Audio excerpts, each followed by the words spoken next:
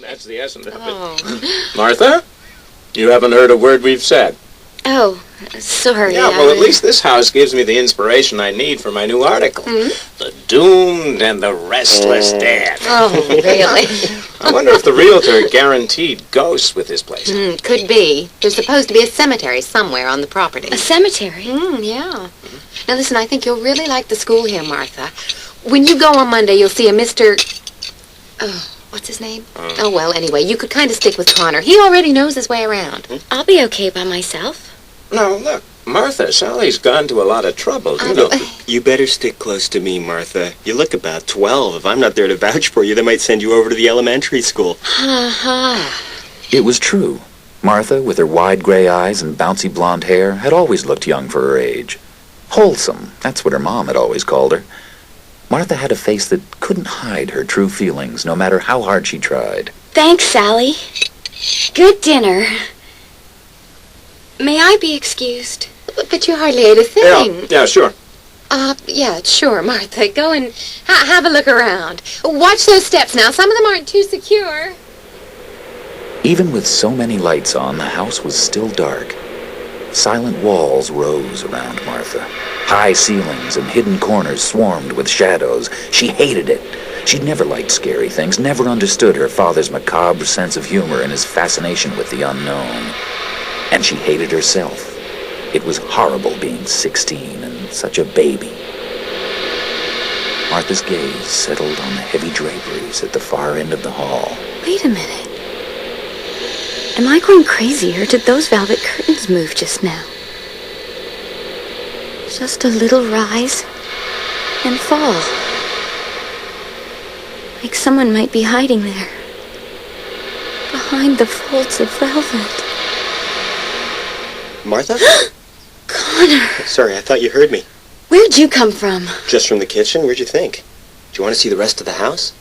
Okay, I'll follow you. As they wound their way through the house, it seemed to grow more and more overwhelming and frightening. So many rooms, so many nooks and niches and closets. It was all confusing. Martha couldn't believe how much her safe, happy world had changed since the death of her mother. And now, Dad and Sally were so wrapped up in each other and this stupid house, they'd never care how unhappy she was. Oh, hi, you two. You made it back. Did you like it, Martha? I'll never find my way around this place. You have to admit, it has character. Sure, it's terrific. Sally, I think I'll head up to bed. Oh. I'm really tired. Good night. Okay, good night. Good night, Martha. Forcing a smile, Martha left the kitchen and dragged herself upstairs to her room. The cold was still there, seeping from the corners like an invisible fog. This room must be on the windy side of the house.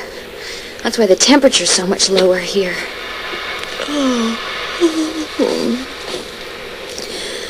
Once I get a good night's sleep, it'll be okay. I just wish I hadn't acted like such an idiot in front of Connor. She shut the door to her room and got into her nightgown, all the while her eyes glancing uneasily at the window, the corners, the closet. Funny. That closet door was open when I first came up here. I know it. Did Connor close it when he was showing me around? No, I'm sure not. Where is everyone anyway?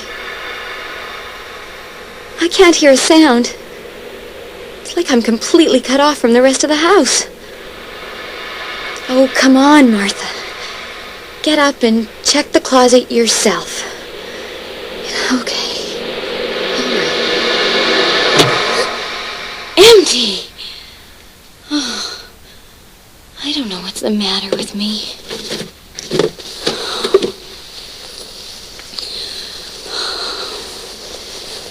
But I'm going to leave this light on. Just tonight. Even if they do laugh at me. Exhaustion settled over Martha like a huge weight. She fell almost at once into a deep and dreamless sleep. Dad? Sally? Why doesn't anyone answer it? How long have I been asleep, anyway? Stumbling out into the dark hall, she groped her way towards the ringing. Hello? Look outside. Trick or treat. What? Hello? Who is this? It's just a crank call. What's the matter with me? I've had crank calls before. Martha tried to put the call from her mind, but as she walked back into her room, the window was there waiting for her, a black, gaping hole against the night, frenzied trees clawing at the glass. As if in a bad dream, Martha crossed to the window seat and forced herself to look out. Hanging there, so close she could have touched it, was a body. Martha knew he was dead from the way he was swinging, a slow, crazy dance in the cold, cold wind. There was a carving knife through his head, and as the moonlight fell across his slashed face, he grinned up at her. Martha! Martha! What's the matter? What is it? Look. Oh, that? It's just the scarecrow, you know? The one from the porch? Someone sure went to a lot of trouble for a joke. Where's Dad? They couldn't sleep. Sally told me they were going out for a drive. What happened? Didn't you hear the phone ringing? No, I was... It was horrible. The phone call. What they said. Who? I don't know. A man. The voice was deep, but kind of throaty. He told me to look outside, and then he said, trick or treat. Trick or treat? What are you thinking? I'm thinking what a fool that joker is. It's not even Halloween yet. You're making fun of me. I'm not. Now, why would I do that? Look, I'll get rid of that scarecrow in the morning. If the phone rings again, let me answer it. It's probably just some kids being cute. It just figures. What does? That something like this would happen in this stupid house. Why did your mother pick it to begin with? Partly because she was trying to please your father. He was pleased in Chicago. You're having a real problem with their happiness, aren't you? Don't you tell me what I feel. Get out! Get out of my room! Sure, out of the room where something terrible happened. You! Get out! Hey, that's no way to treat your shoes. Just get out! Good night, sis. For a long time, Martha huddled in her room trying to forget the phone call and trying to keep her eyes away from the window. I guess Connor's right. Halloween's coming up, so kids play jokes. Especially on the new people in town. Yeah.